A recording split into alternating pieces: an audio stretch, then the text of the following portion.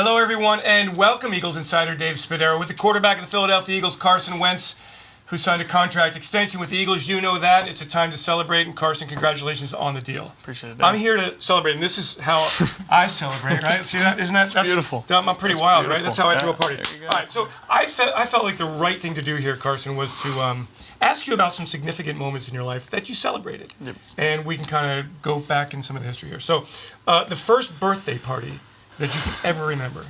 I remember watching, I believe it was Ohio State and Miami play on my birthday in a national championship game or something like that.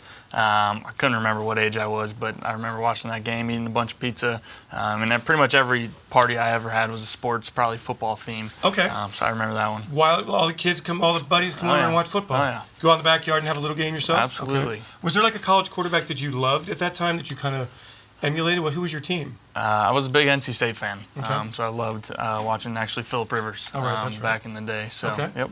Very good. First athletic championship. How old were you? What was it? And what happened? I remember 11-year-old state baseball, winning that when I was 11, and then going to the regionals in Missouri, and that was a pretty big time moment when you're 11 years old. Okay. Getting to travel that many states away and play Ice cream, baseball. cake.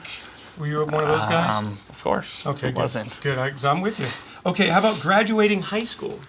Yeah, it was a big moment, I guess. Kind of just one of those big reliefs. Finally out of high school. Senior trip? Finally growing up. Yeah, went with some buddies to Minneapolis. Went to some sporting events and hung out and stuff. Went to casino, went gambling, lost about $20 that weekend. So yeah, got wild. Kind of. You did, no doubt about it. Yeah, you are a wild for guy. sure. There's no question. All right. How about getting a college scholarship? Yeah, that was cool. I'll never forget Coach Bull at NDSU for the first time coming down and offering me that scholarship at NDSU, and knew that's where I wanted to go at that moment. And yeah, that was a pretty surreal moment at the same time. That must be awesome. How about you were part of 5 national championships at North Dakota State? You pick one. I guess the first one, or maybe the first one that you were the quarterback? Yeah, the first one I started, so it would have been the 4th one in that journey. But the first one I started was pretty surreal. The game itself had an unbelievable ending. It was an amazing season, and so I'll never forget that one against Illinois State in that national championship What was the game. celebration like? Locker room. I mean, it couldn't. Yeah, I mean, we had a long flight home from Texas at that point, but it was quite the fun plane ride. Tell me back. about the ending of the game. What happened? We had a 2-minute drive that we were down, and couple of big time throws, got down to the 5, and then I ran a touchdown in with like 30 seconds left. That's awesome. And it was pretty epic. 2016 being drafted number 2 overall in the NFL draft. Yeah, I'll never forget that. Never forget that. The just absolute chills and goosebumps walking down that stage, shaking Goodell's hand, and just knowing, I remember the night before almost getting emotional, just knowing my life was changing for the better, obviously, and just pretty surreal moment. Here's the weird thing about that. You get drafted, you do the Roger Goodell hug, and then you go through this car wash of interviews, right? Yeah. Like, you didn't even get back to your family for hours, right? Yeah, about almost 3 hours. They put you through the gauntlet a If little you could bit. change one thing about the NFL, would you change that? Absolutely. Yeah. You want to celebrate with your family right Right. away, and instead they're putting you through the ringer, and then you get to celebrate. So you Right. still get the celebration in, but Okay. All right, but it's just delayed. Exactly. All right, starting and winning your first NFL game, Cleveland Browns, Lincoln Financial Field, huge moment. Yeah, that was unbelievable. Just obviously, a lot of people know the kind of history there. Finding out I was going to start 8 days before that, and then going out and winning, and first drive going down and throwing a touchdown pass, getting all those kind of firsts out of the way right there. That was a pretty special game. Were you a celebrating guy at that point? I mean, getting into the routine of the NFL?